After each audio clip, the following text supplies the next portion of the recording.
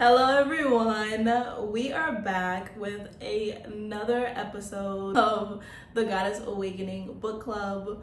We are reading The Great Cosmic Mother, and this is my synopsis of part 2 of the book. The first video I did in this series was covering the first part of the book, and now we're on the second part, and it's called Woman's Early Religion. Like I had mentioned in the first video, I am reading my book on my phone. I will be getting the physical copy. So the next video, you will definitely see me with the physical copy. But for now, I'm going to be reading passages off of my phone and then just giving you my takeaway from what I've read. I've highlighted a bunch, so I'm wondering how long it's going to take me to get through all of this. But we're in this together, so hopefully you've already started doing reading on your own, or maybe this is just a video series that you come and check in so that you don't have to do the reading, that you can just get these little synopsis of information, which I'm here for as well. Not everyone is as nerdy as I am. I accept that. So we start with my first highlight in this book, which is: the earth was seen by all primal people as the source of nourishment, protection, power, and the mystery of cyclic recurrence. Cyclic recurrence. To imagine the enormous impact of pregnancy and childbirth on our human ancestors, we have to remember that Paleolithic people did not know the connection between intercourse and pregnancy. The male role might have been seen as opening the womb, but the pregnancy itself was seen as resulting from a magical intercourse between the mother and the spirit world, or it was seen as a parthenogenetic act, the woman as spontaneous and autonomous creator of life. So let's unpack that right there, right? Because a lot was said. So when we're talking about Paleolithic people, Paleolithic is defined as relating to the early phases of the Stone Age, so lasting about 2.5 million years. And I want to talk about this word parthenogenetic act. Parthenogenetic. So parthenogenesis was mentioned in the first part of this book. It is defined as the process in which an organism reproduces without fertilization. As seen in the first part of this book, it is theorized that human species was developed through this process, meaning that we started as sea creatures, we evolved out of the sea as a human female, and we kept reproducing ourselves without the need of fertilization until we created man. Man came from woman, and with men and eventual sexual intercourse, that created the diversity in our genes. So that is what was theorized in the first part of the book. This process is seen in plants and other organisms. And I also wanted to talk about this because if you are a believer of Mother Mary and Jesus, Mother Mary being known as Virgin Mary, and how she miraculously created Jesus without needing fertilization, then you can believe this process of us being able to reproduce without the need of a male. Okay? The cyclical nature of women and the cyclical nature of Earth was seen in parallel with one another, which is why women and mothers were regarded so highly. The fertility of Earth and women was imaged and celebrated as a spiritual, magical act to ensure the year's abundance of gain and fruit. Okay? Okay? Because what we do is spiritual and magical, all right? This concept of a female earth as the source of cyclic birth, life, death, and rebirth underlies all mythological and religious symbology. It is the source of all religious belief. God was female for at least the first 200,000 years of human life on Earth. This is a conservative estimate. Wooden images of the mother god were doubtless carved long before, but wood does not survive. In the world's oldest creation myths, the female god creates the world out of her own body. The Great Mother everywhere was the active and autonomous creatrix of the world. I love that. Creatrix. It reminds me of the word dominatrix, and I kind of want to take that on. Creatrix. Oh, I love that. Supernova the creatrix. And unlike the aloof and self-righteous patriarchal gods who only recently usurped her mountain throne, the ancient goddess was always there, alive, immanent, within her creation. She was wholly responsible for both the pain and the good of life.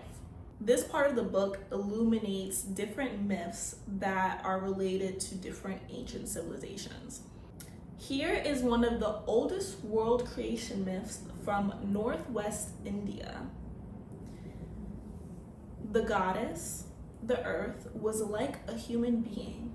She had a head and arms and legs and an enormous fat belly. The original human beings lived on the surface of her belly. One day it occurred to the goddess that if she ever got up and walked about, everyone would fall off and be killed. So she herself died of her own accord. And then her body parts became the remnants of the earth that we know today. Mountains, hills, valleys, countries, plains, and rich soil. I've never been someone super interested in mythology, but hearing these stories is very fascinating because I'm also a believer that there is truth to everything. So, on to the next chapter, the organic religion of early women. The first god, Mother Earth, was a human concept, or the sign of a human response to an experienced fact. The first arts and religions, the first crafts and social patterns were designed in recognition and celebration of her. The religious beliefs, the mysteries and rites developed by ancient women grew organically out of women's supreme roles as cultural producers, mothers, and prime communicators with the spirit world.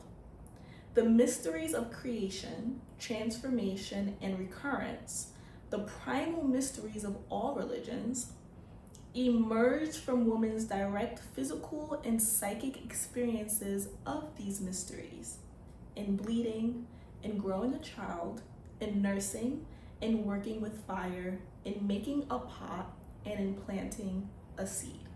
In Neolithic Europe, clay was said to have a woman's soul, and no man was allowed to see the female potter at work. Clay, sacred to woman and the goddess, was often marked with the maze-like windings of the magic underworld, a place of transformation. The cosmic creatrix of Babylon was imaged as a potter, a divine potter, shaper of life. The making of cult vessels was like this shaping of life, and the Babylonian words for rebirth were, "We are as fresh-baked pots." That's very cute. From this, we can see the absurdity of the notion of a male godfather making human beings from clay or dust. The biblical image is stolen without shame from the earlier Sumerian and Babylonian goddess creation stories. Such a patriarchal version of creation is very recent. The facts of woman's experience of life are primordial. It is woman who goes through the sacred transformations in our own body and psyche, the mystery changes of menstruation, pregnancy, birth, and the production of milk. It is women who first shaped a seed into food, earth into pottery, fire into a tool, the struggle for survival into human culture. Woman as procreator and producer creator. Woman's mysteries are blood transformation mysteries. The experience of female bodily transformations magically fused with her conscious and willed transformations of matter. Matter, the mud, the mother. She transforms herself. Whoa! That was a mic drop moment, okay? She transforms herself. She transforms herself. Say it with me, y'all. She transforms herself. I think that sentence right there is the basis for everything that has to do with Ascension era and Goddess Awakening and everything that I want to share with women about what is possible for them. I stand wholeheartedly with this book because it affirms and asserts everything that I believe in. She transforms herself. The magic is here. The magic is here. Literally, it's here, sis. The magic is here.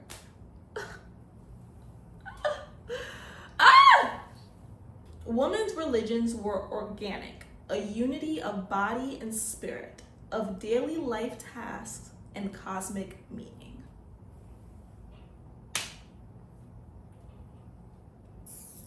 Yeah. True religion is the original umbilical cord that binds our individual selves back to our larger universal source. That source in women's religion is the Great Mother, who is the great cosmic weaver, the divine potter, the carrier of the heavenly water jar. We participate in her substance, her nature, her processes, her play, and her work. I just love it. The mother's womb is a condensed experience of the cosmos. At birth, we forget this undivided world, but we never forget completely. The memory lingers as a secret image of a wish, a desire for total reintegration, and this is the real meaning of the human longing to return to the womb. It is not at all a sign of pathology or inadequacy, not a backward craving, but an urge to expand, to reestablish the cosmic connection. It's getting deep, baby, it's getting deep. Contemporary researchers have found neurological connections between religious or trance experience and female sexuality. Okay, now we get into the juicy stuff. We're getting to the juicy stuff.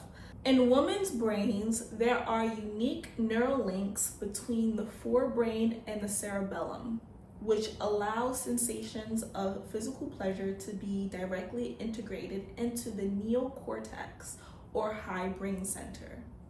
This explains why some women experience orgasm so intense that they enter religious trance or altered states of consciousness. Yes, girls, you better experience that, And this ecstatic female orgasmic experience in which the physical and the spiritual are fused and realized as one is at the core of mystical experience.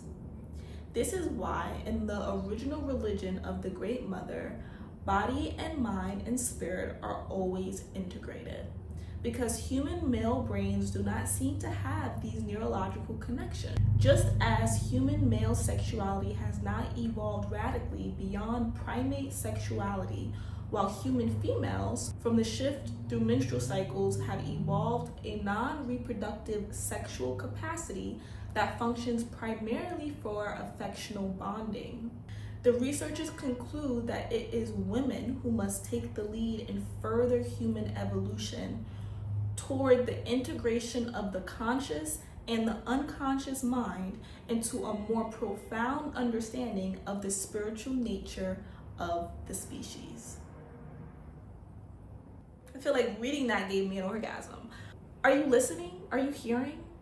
Are you picking up what is being put down right now? I'm floored. I feel like I'm gonna do a whole episode separate from this.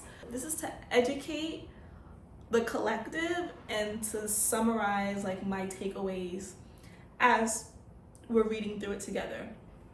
However, this last paragraph that I read, talking about a woman's orgasmic experience and the connection between that and transcendental experiences, I mean, baby. And then you wonder why our sexuality has been so shamed for centuries. It has been shamed because we have an innate power that no other species has. What these modern researchers are now discovering is something ancient women always knew. The warring dualisms of matter versus spirit, the hostile antagonisms of sexual body versus religious truth, are recent patriarchal inventions destructively forced on the world and the soul. They had no place at the beginning of things, for they are neither natural nor true. For women, at any rate, they can never be true. And that is why the first religion, originated by women, was a sexual spiritual religion, the celebration of cosmic ecstasy.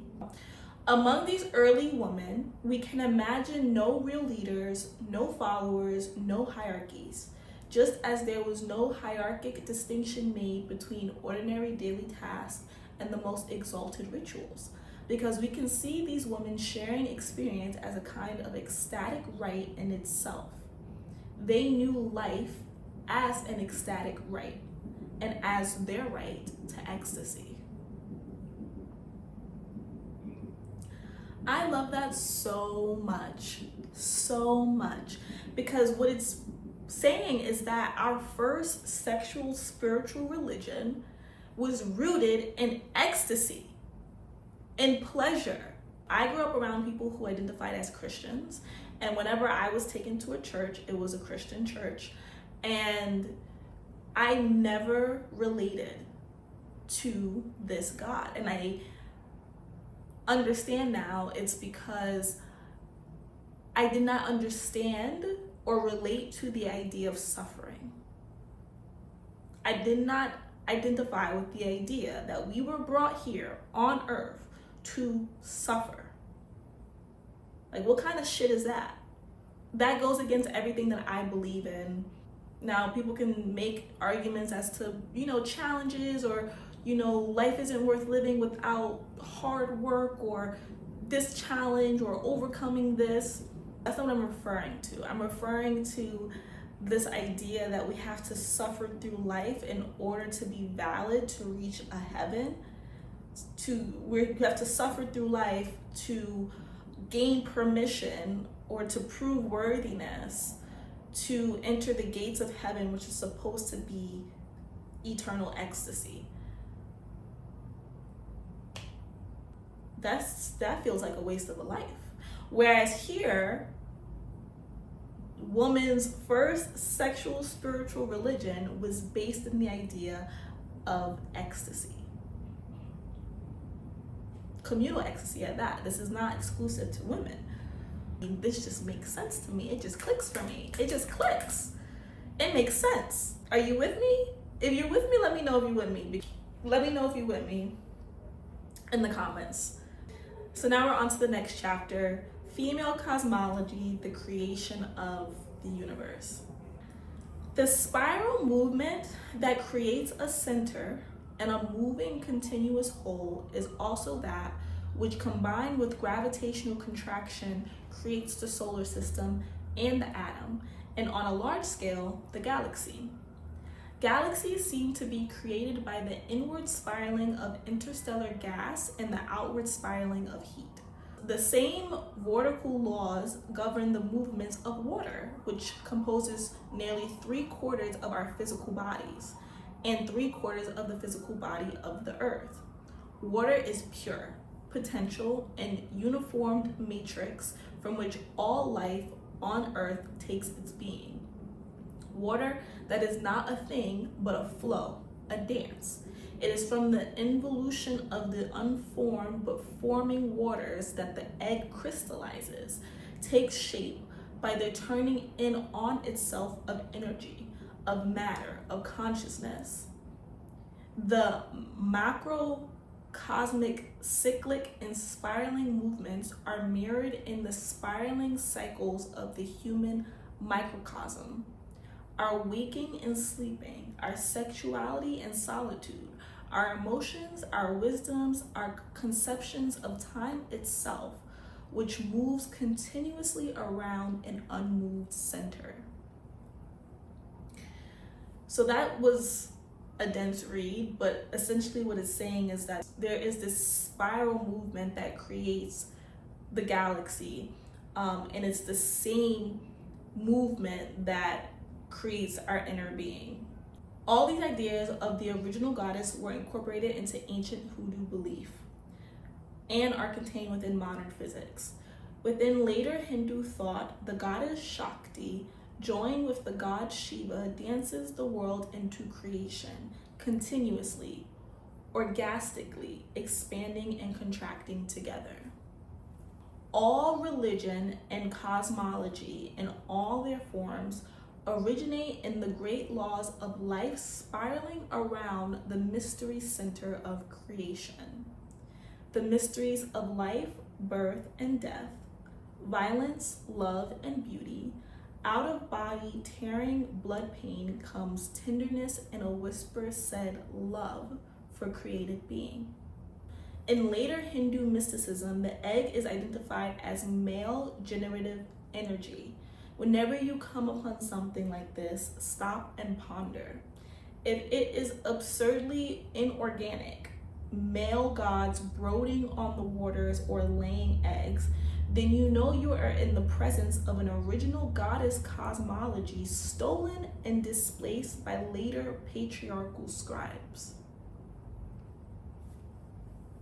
They stay trying to take from us. Damn!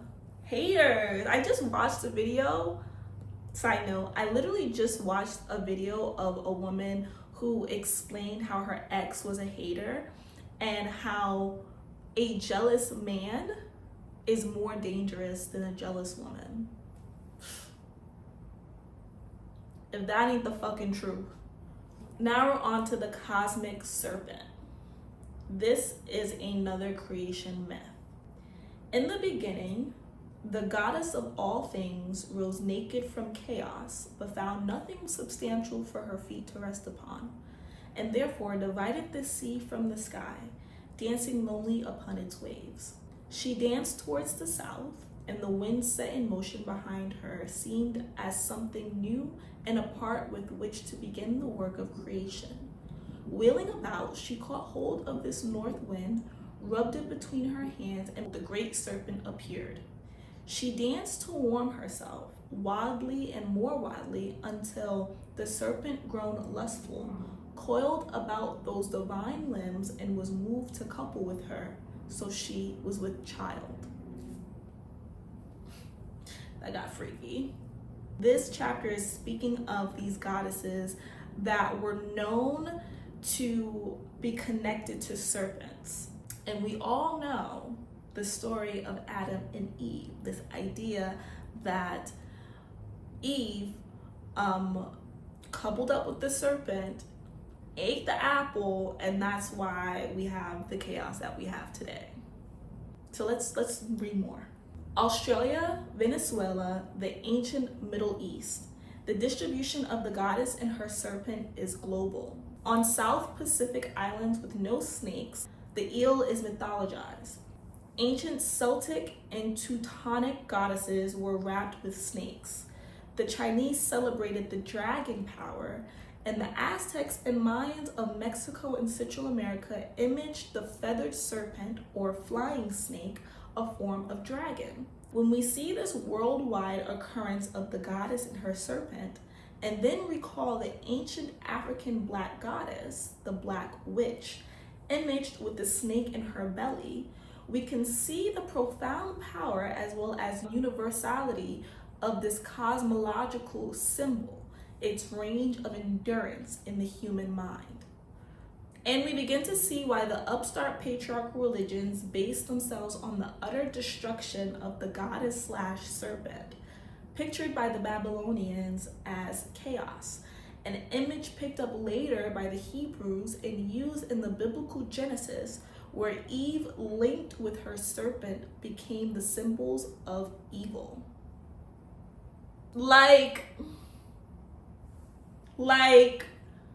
when Old Testament reformers went around destroying brazen serpents' cult images made of brass as pagan abominations, what they were really doing was attacking the goddess religion followed by all their neighbors. The Hebrew patriarchs tried to destroy the world's original, most widespread and enduring religion by branding it as evil and by portraying the mother goddess and her magic snake lover as the source, not of all life, but of all wickedness, hated and condemned by their new tribal god.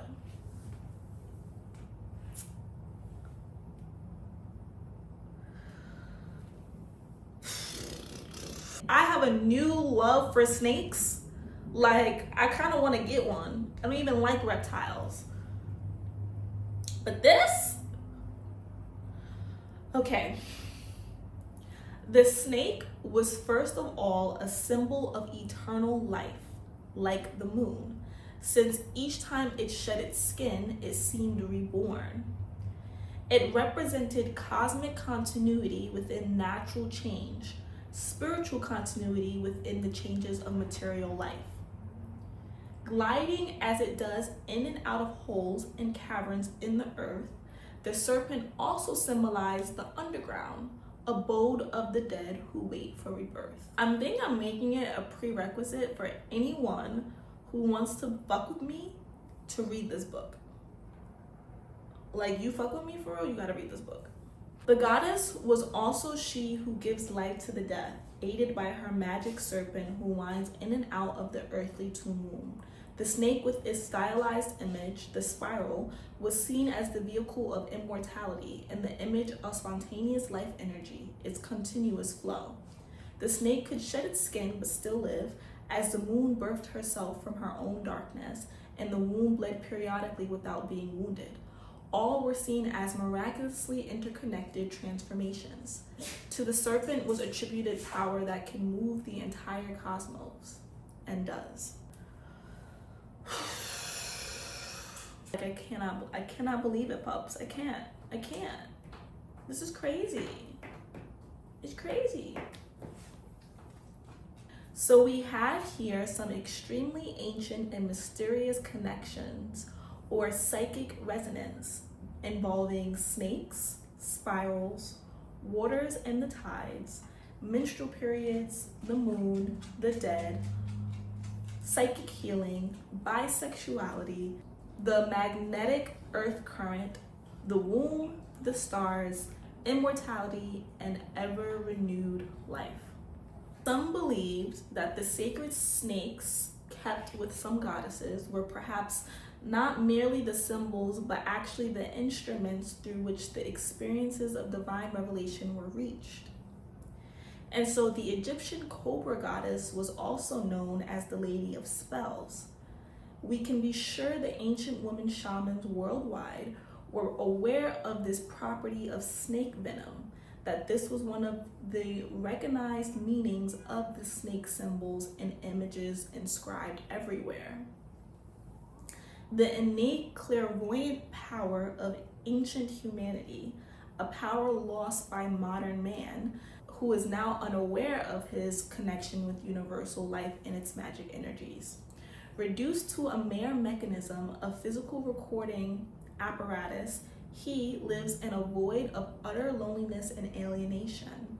For it is precisely the astral-lunar region, the psychic world of supercentral perception, called by the occultists the astral serpent, which patriarchy tells us to destroy, to overcome in the name of an abstract, static, asexual, hyperrational, mechanistic system. Finally, the snake came to symbolize the phallus, male sexual energy, which was understood to be originally contained inside the goddess, born from her and returning to her again. Though upper Paleolithic images of copulation between women and men occur, icons and myths of the Great Mother do not show her actually mated with a human son/lover until Middle Neolithic times, around 5,500 BC. At this time, there seems to have begun a divorce of male attributes from the mother, and quite a phallic obsession developed, shown in representations of phallic cups, standing phallic stones, etc. But these are not aggressive or misogynistic phallic images. Rather, they seem to represent the phallus serving the goddess, woman, and the life processes of all.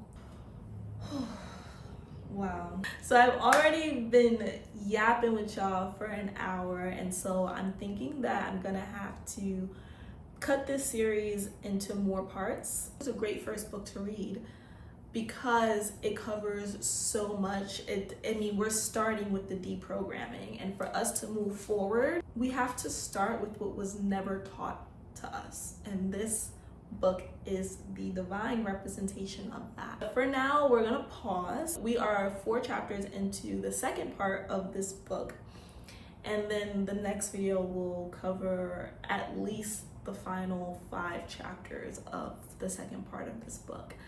But I hope that you guys have been getting a lot out of this the way that I have. I've been having a ball reading this book, rereading this book, sharing it with you all. So please let me know your comments and your thoughts and your perspectives. All of it, I want to know everything. Deep sigh, everyone. We did that. Thank y'all for being here. I'll see y'all in the next episode.